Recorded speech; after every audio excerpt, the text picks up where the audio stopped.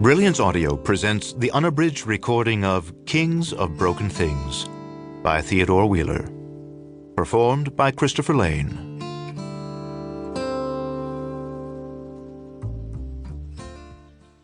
Prologue. To the boys who lived on Clandish Street, those who were too young to fight in the war on either side, the world was smaller than the newspapers suggested. Maybe they'd heard the names of generals like Foch or Hindenburg or Pershing, but these names had no bearing on their lives. They worried about the names of ball players and boxers instead. These were boys whose only shoes were baseball spikes. They carried a mitt everywhere, just in case. Who stole packs of sweet Caporal cigarettes to acquire the Thai Cobb card inside, then smoked the cigarettes too, because why not? Life was simple for them, for a while. Pleasant noises came from the homes on their block, a Hausfrau singing in Plattdeutsch loud enough to hear from the walkway, the woman proud of how she slipped through her aspirated syllables and spit her T's.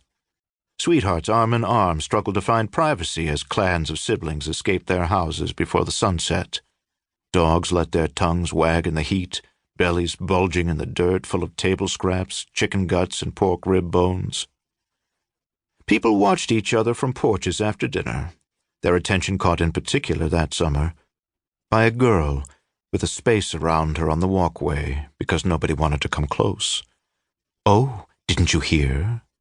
The girl, slender and dignified. She clutched her man's elbow. "That's Doreen, yeah? No, that's Carla.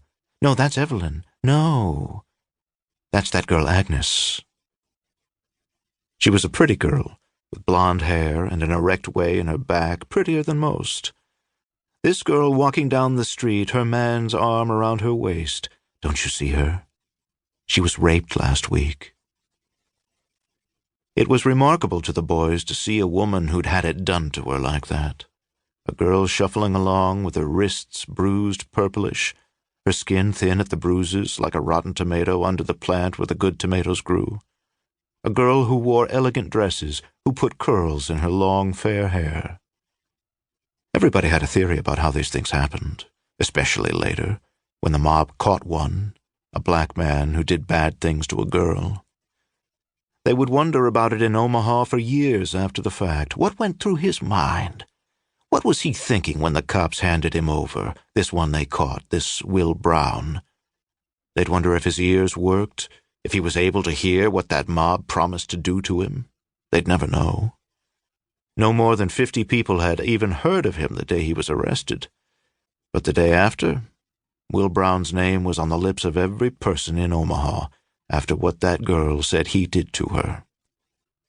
The boys who grew up on Clandish would think an awful lot about the folks who were around those years, the war years, the red summer that came after the war. This was the neighborhood they'd claimed, and it would go up in flames. They would be the ones to set it on fire.